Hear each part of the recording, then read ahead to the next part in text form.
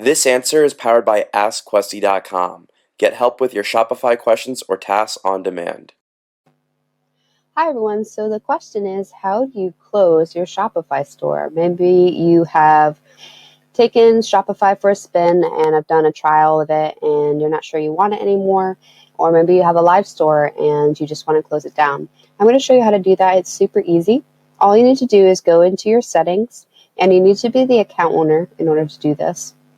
And once you're in your settings, you're going to go to Plan and Permissions.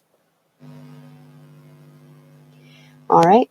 So once you're on Plan and Permissions, if you scroll down, you'll be able to see Close Your Store.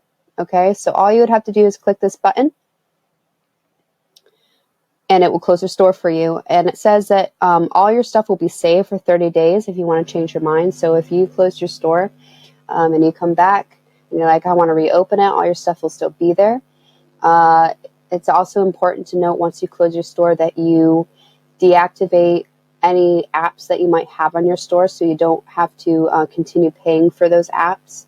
And also you need to make sure that you don't have any outstanding balance on your Shopify. You'll need to pay all those in order to close your store, okay?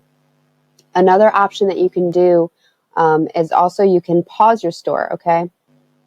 So what that pretty much does, it just pauses your store, all your settings are saved, and it gives you a plan at a reduced rate. So your store won't be active, but it will still be there for you to use.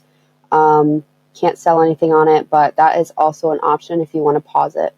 So that is how you close your Shopify store. If you have any questions, please let us know. Have a great day. Was this helpful? Ask a Shopify question now. AskQuesty.com.